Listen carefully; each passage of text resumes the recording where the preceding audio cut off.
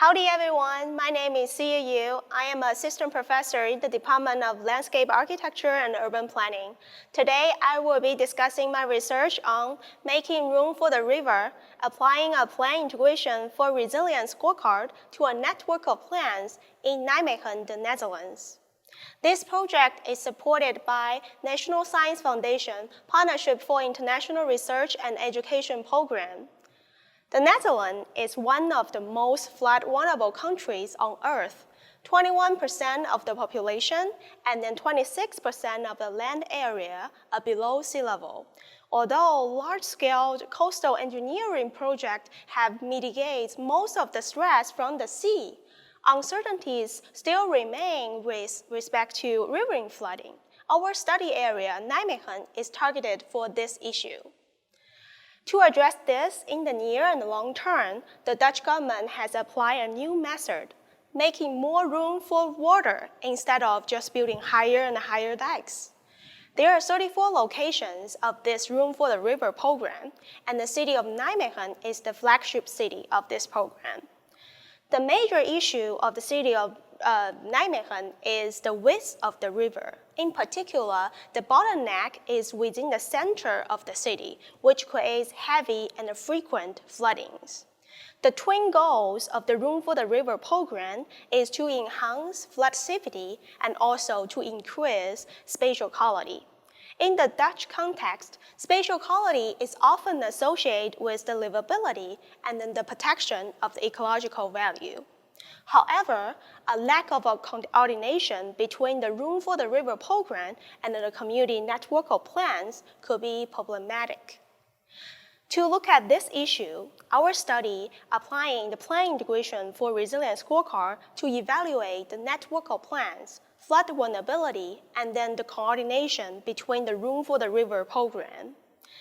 The plan integration for resilience scorecard method is a method developed by Berg and his colleague in 2015, and there are 3 phases in this process. Phase 1, delineate hazard zones and then district. There are 44 neighborhoods in the city of Nijmegen, and there are 2 hazard zones, including the embanked area and then the unembanked area. The embanked area are the neighborhoods protected by the dike. And then the unembanked neighborhood are the areas outside the dike, which make them more vulnerable to water. Phase 2, determine vulnerability. We determine physical, social, and environmental vulnerability in this study. Phase 3, evaluate the network of plans. We spatially evaluate 14 plans in the city of Nijmegen, including national level Delta Plan, Room for the River program, provincial level Provincial Environmental Plan, and then city level Comprehensive Plan, Water Management Plan, and 10 different neighborhood land use plans. And then there are some major findings of this study. The policy scores composite from the 14 plans are all positive, ranging from +1 to +64. The unembanked neighborhood receive more attention, which is good because they tend to be more vulnerable to flooding. And then national level, provincial level plans place more attention to the unembanked neighborhood. The city level plans place more attention to the embanked neighborhoods.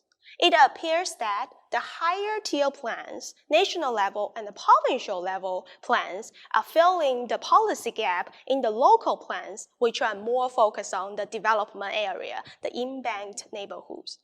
There are also some key conclusions of this study. Compared to the US study cities, the city of Nijmegen, the network of plans, are more integrated to target flood resilience. Network of plans targets the most physically vulnerable areas. Policies do not consistently target the socially vulnerable areas in the city of Nijmegen. The unembanked neighborhoods are targeted for environmental vulnerability reduction, but they fail to do so for the entire city. If you're interested in this study, please check the Journal of American Planning Association to search for this paper. Thank you.